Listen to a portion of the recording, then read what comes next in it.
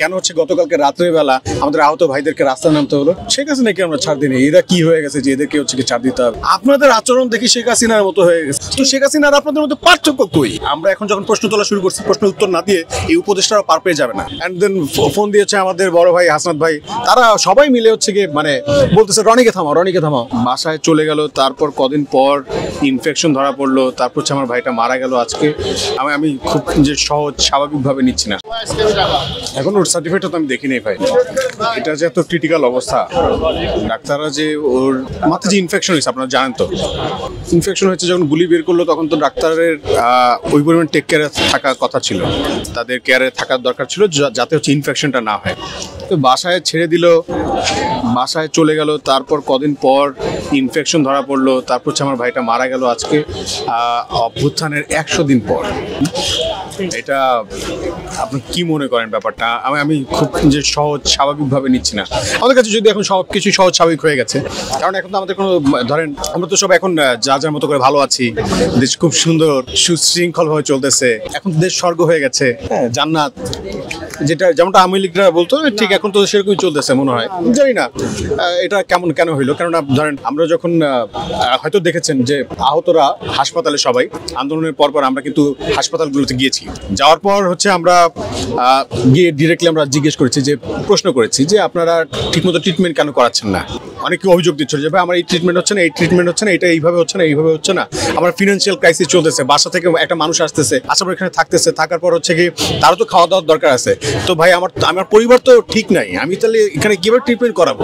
তারা কিন্তু চলে গেছে। আবার এই কষ্টগুলো আমরা শুনছি, আমরা বলছি যে ঠিক আছে ভাই আমরা দেখতেছি, আমরা সবাই মিলে চেষ্টা করবো। যখন এই কথা বলতেছি তখন ডিরেক্টরদের কাছে গিয়েছি যে কি কারণে আপনারা ওনাদেরকে ঠিক মতো ট্রিটমেন্ট করাচ্ছেন না। ওরা বলতেছে ওনাদের সংকটের কথা। তো আমরা হচ্ছে ওইখানে একটু ফোর্স করেছি, সংকট কিভাবে ক্রাইসিস মোমেন্ট আপনারা অতিক্রম করুন সেটা নিয়ে আপনারা কাজ করেন। এই কথা বলাতে হচ্ছে ব্যাপারটা দেখেছেন তো সোশ্যাল মিডিয়াতে ভাইরাল হয়ে যায়। অ্যান্ড হচ্ছে আমাদের সমন্বয়কদের মাধ্যমে আমাদের যে স্বাস্থ্য উপদেষ্টা তখন ছিলেন, এখন যিনি আছেন, তারা সবাই মিলে হচ্ছে গিয়ে মানে বলতেছে রনিকে থামাও, রনিকে থামাও। অ্যান্ড দেন ফোন দিয়েছে আমাদের বড় ভাই হাসনাত ভাই, আমাদের সার্জিস ভাই, তারা আমাকে ফোন দিলেন, বললেন যে রনি তুমি থামো। বলছি, জিজ্ঞেস করছি তাহলে আপনি কি দায়িত্ব নিলেন? আপনারা যদি দায়িত্ব নেন তাহলে হচ্ছে আমি থামবো, আমি চুপ করে যাবো।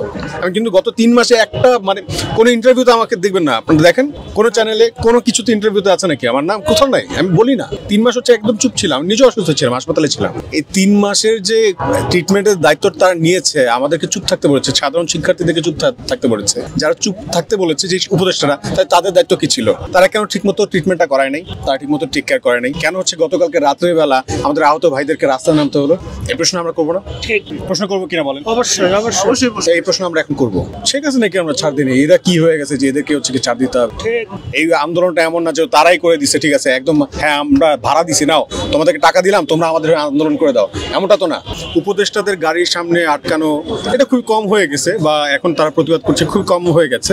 উপদেষ্টাদের ঘাড় ধরে যে ধাক্কা দেয় না আহত গাজী ভাইরা যারা আছে, শহীদ ভাইরা আছে, তাদের পরিবারের লোকজনরা তাদেরকে যে ঘাড় ধাক্কা দেয় না, এটাই হচ্ছে তাদের শুকরিয়া আদায় করা উচিত। আমাদের কাছে এটাই মনে হয়। যারা প্রাণ দিয়েছে, শহীদ হয়েছে কি এই অবস্থা দেখার জন্য, দেশে এই অবস্থা দেখার জন্য।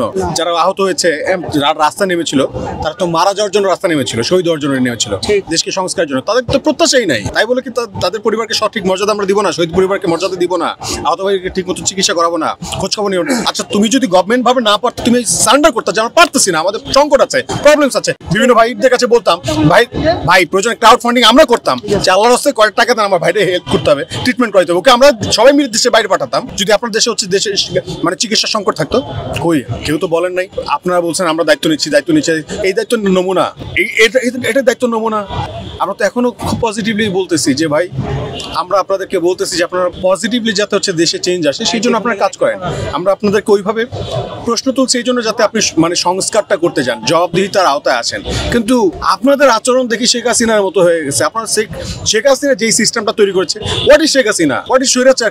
স্বৈরাচার কি জিনিস? স্বৈরাচার কি? শেখ হাসিনা শুধু একটা ব্যক্তি না, স্বৈরাচার হচ্ছে একটা সিস্টেম। যে সিস্টেমটা এখন আপনারা হাঁটতেছেন, শেখ হাসিনা যেভাবে শেখ হাসিনা দেখানো পথে আপনারা হাঁটতেছেন। তো শেখ হাসিনা আর আপনাদের মধ্যে পার্থক্য কই?